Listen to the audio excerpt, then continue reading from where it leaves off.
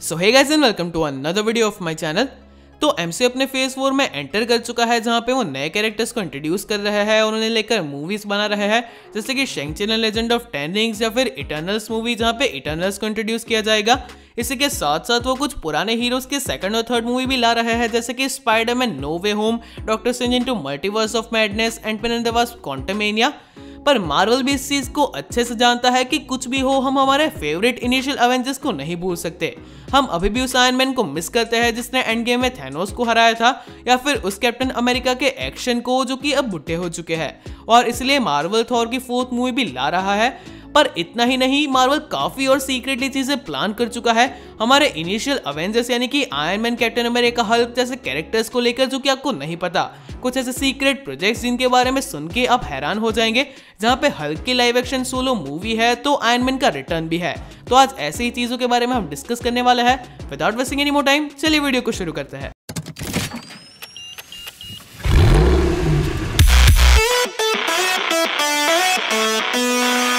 चलिए सबसे पहले बात करते हैं हल्क की, क्योंकि हल्क ही ऐसा कैरेक्टर है जिसे लेकर इन्फिनिटी सागा में काफी इनजस्टिस हुआ है।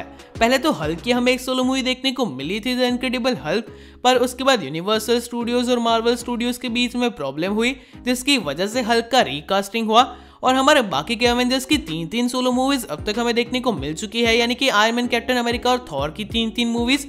पर हल्क को लेकर उसके बाद एक भी लाइव एक्शन सोलो मूवी हमें देखने को नहीं मिली। पर पिछले साल कुछ ऐसी अपडेट्स आ रही थी कि यूनिवर्सल स्टूडियोज के पास जो मार्वल कैरेक्टर्स के राइट थे वो वापस मार्वल को मिल गए हैं। और इसके कुछ प्रूफ ये भी थे कि मार्वल ने शी हल्क को लेकर सीरीज अनाउंस की थी, या फिर नेमोर का कैरेक्टर जिसके राइट भी यूनिवर्सल स्टूडियोज के पास थे, उसे लेकर ऐसे अपडेट्स आए थे कि वो ब्लैक पैंथर 2 में दिखेगा। तो ऐसा लग रहा था कि अब हल्क को लेकर भी कुछ प्लान किया जाएगा। और रिसेंटली ऐसे न्यूज निकल के आ रहे हैं कि फाइनली मार्वल ने हल्क को लेकर एक solo live action movie plan की है। और इससे ज्यादा क्रेजी चीज ये है कि ऐसा कहा जा रहा है कि ये वाली solo movie world war Hulk की कॉमिक्स पे बेस्ड होगी, उससे इंस्पायर्ड होगी। और अगर आप वर्ल्ड वॉर हल्क के बारे में थोड़ा कुछ भी जानते हैं तो आप समझ चुके होंगे कि चीजें कितनी क्रेजी हो सकती है। और अगर आप वर्ल्ड वॉर हल्क के बारे में नहीं जानते हैं तो मैं बिल्कुल शॉर्ट में बताता हूँ। तो इस वाली स्टोरी लाइन में अर्थ के सुपर हीरोज हल्क को खतरा मान के उसे सकार पे भेजते हैं, फिर कोई सकार को डिस्ट्रॉय कर देता है तो हल्क को ऐसा लगता है कि उसे मारने की कोशिश की गई, उसकी वजह से सकार को डिस्ट्रॉय किया गया। हल्क के जो फ्रेंड्स होते हैं सकार पे वो सारे भी मर जाते हैं, तो हल्क काफी गुस्से में होता है और इस कंडीशन में वो अर्थ पे आता है अपना रिवेंज लेने के लिए। वहां पे उसका सामना इल्यूमिनाटी से होता है, यानी कि अर्थ के सबसे पावरफुल लीडर्स और सुपर हीरोज से, जिसमें आयरन मैन है, डॉक्टर स्ट्रेंज है, प्रोफेसर जेवियर है, ब्लैक पैंथर है, कैप्टन अमेरिका है, रीड रिचर्ड्स है। हल्क एक एक करके इतने पावरफुल सुपर हीरोज को अकेले हराता है और एंड में मार्वल का सबसे powerful super hero Sentry Hulk का सामना करने आता है, हल्क उसे भी हरा देता है। तो ये वाली स्टोरी में हल्क अपने फुल पोटेंशियल में होता है। और हम एमसीयू के फैंस जो कि हल्क के एक्शन को एमसीयू में मिस कर रहे हैं, अगर उन्हें ये स्टोरी दिखाई जाएगी तो उससे एपिक और क्या हो सकता है। और ऐसा लग रहा है कि मार्वल ने इस चीज को ग्रेजुअली प्लान किया है, जहां पे पहले तो सकार की थोड़ी सी स्टोरी को हमें ऑलरेडी थॉर रैग्नारोक में दिखा दिया गया है। उसके बाद रूमर्स ऐसे है कि doctor Strange into Multiverse of madness में हमें प्रोफेसर जेवियर दिखेंगे जो कि मल्टीवर्स से आएंगे, तो शायद उन्हें भी इल्यूमिनाटी की टीम को ज्वाइन करने के लिए लाया जा रहा है। फिर दूसरी एक चीज ऐसी कही जा रही है कि शी हल्क की जो सीरीज है जिसमें ऑलरेडी हल्क दिखने वाला है, ये हमें पता है, तो वहां पर भी वर्ल्ड वॉर हल्क की स्टोरी लाइन को सेटअप किया जाएगा। फिर एक ऐसी फैन थियरी है कि वर्ल्ड वॉर हल्क की स्टोरी लाइन का पार्ट बनने के लिए यहाँ पे स्कार के कैरेक्टर को भी लाया जाएगा। स्कार हल्क का ही बेटा होता है जो कि सकार पे पैदा होता है, तो शायद ऐसा होगा कि हल्क जब सकार पे है तब उसके डीएनए का यूज करके ग्रैंड मास्टर सकार को बनाता है, तो इसे भी स्टोरी लाइन में इंक्लूड किया जाएगा। इन शॉर्ट ऐसी कई सारी चीजें हैं जो कि इस स्टोरी को ऑलरेडी सेटअप कर चुकी है या फिर सेटअप करने वाली है। ये स्टोरी फिल्मिंग स्टार्ट करेगी 2022 में और शायद 2023 में ये सोलो मूवी हमें रिलीज होती देखने को मिल जाए। बात करते हैं हमारे फेवरेट एवेंजर यानी कि आयरन मैन की।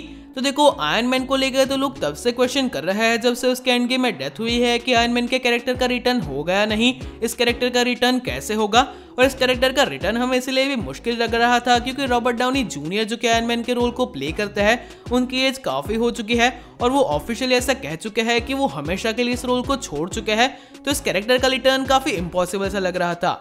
पर अब जाके कुछ ऐसी न्यूज निकल के आ रही है, कुछ ऐसी अपडेट्स, कुछ ऐसे साइंस जो कि इशारा करते हैं कि आयरन मैन का रिटर्न भी एमसीयू में होने वाला है। तो जिस तरीके से पहले हमने कॉमिक्स की world war Hulk story line समझी, उस तरीके से ये समझने की कोशिश करते हैं कि कॉमिक्स में आयरन मैन का रिटर्न कैसे हुआ है।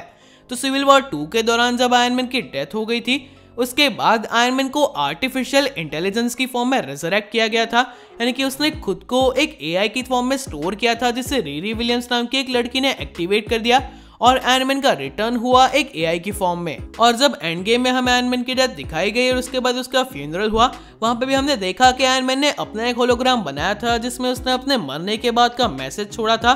फिर हमने ये देखा कि उसने अपने मरने के बाद भी किस तरीके से स्पाइडरमैन के लिए एक एआई छोड़ा था जिसका नाम एडिट था। इसका फुल फॉर्म ये होता है कि even after death I am the hero. तो आयरन मैन ने अपने मरने के बाद की चीजें प्लान की थी, एमसीयू में हम क्लियर देख सकते हैं। और अगर आयरन मैन ने स्पाइडरमैन के लिए ऐसी चीज प्लान की होगी तो उसने अपनी खुद की बेटी मॉर्गन स्टार्क के लिए तो कुछ ना कुछ बड़ा प्लान जरूर किया होगा।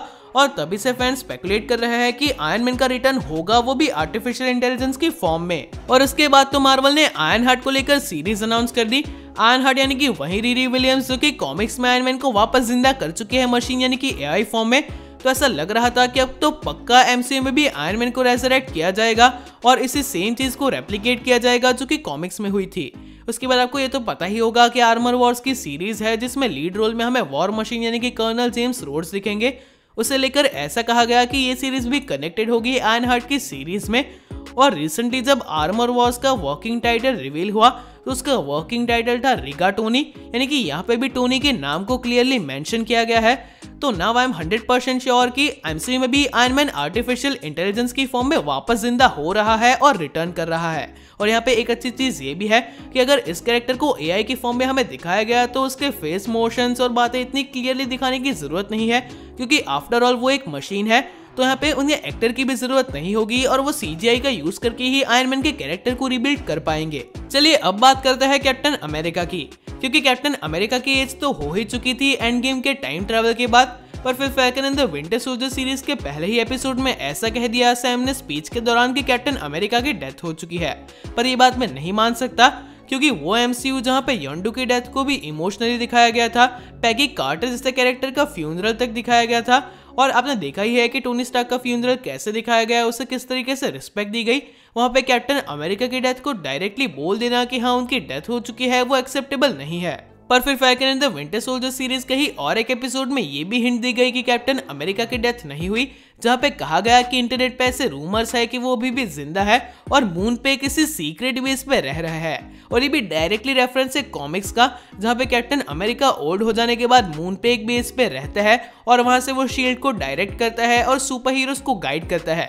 तो शायद ऐसा ही कुछ हमें एमसीयू में दिखाया जाए, जहां पे कैप्टन अमेरिका अभी मरे नहीं और ऑलरेडी शील्ड का स्पेस वाला बेस तो हम स्पाइडरमैन फार फ्रॉम होम के एंडिंग वाले सीन में देख चुके हैं। और मार्वल रिपोर्टेडली कैप्टन अमेरिका की 4th मूवी भी बना रहा है। ये स्टीव रॉजर्स के कैप्टन अमेरिका की नहीं बल्कि सैम विल्सन के कैप्टन अमेरिका की मूवी होगी। तो शायद वहां पे भी हमारे पुराने कैप्टन अमेरिका सैम को गाइड कर सकते हैं, या फिर हमें ऐसा दिखाया जा सकता है कि न्यू एवेंजर्स की टीम जो कि she Hulk, mighty Thor, Sam के कैप्टन अमेरिका जैसे रिप्लेस कैरेक्टर्स की बनी होगी, स्टीव उसे गाइड करेंगे। या फिर ऐसा दिखाया जा सकता है कि यंग एवेंजर्स की टीम जहां पे वीकन और स्पीड होंगे, अमेरिकन शेवेज या फिर कैसी लैंग जैसे कैरेक्टर्स, नई हॉकाई होगी, हल्कलिंग होगा, ऐसे कैरेक्टर्स की जो यंग एवेंजर्स की टीम होगी कैप्टन अमेरिका उसे भी गाइड कर सकते हैं। तो जो भी हो, शायद मार्वल इस तरीके से कैप्टन अमेरिका की लेगेसी और इस कैरेक्टर को भी जिंदा रख सकता है। और ये तो मैंने तीनों एवेंजर्स की बात कर ली। अगर मैं बात करूँ थॉर की, तो थॉर की तो 4th मूवी आ रही है। उसमें कहीं सारी चीजें हमें ऑलरेडी दिखने वाली है, कहीं सारे प्लॉट्स है जो कि वो मूवी एक्सप्लोर करेगी। और आई एम श्योर कि उस मूवी में थॉर अपने फुल पोटेंशियल को और अपनी ओडिन फोर्स को एक्टिवेट करने वाला है। वो कैसे, उस चीज को लेकर मैंने एक डिटेल्ड वीडियो बना रखा है, आपको आपके स्क्रीन के ऊपर दिख रहा होगा। उस वीडियो को जरूर चेकआउट करना। So that is it for today guys. अगर आपको आज का वीडियो अच्छा लगा हो तो इसे लाइक कीजिए, शेयर कीजिए, और अगर यहाँ पे नए हो तो इस चैनल को सब्सक्राइब कीजिए। तो चलिए मिलते हैं हमारे अगले वीडियो में।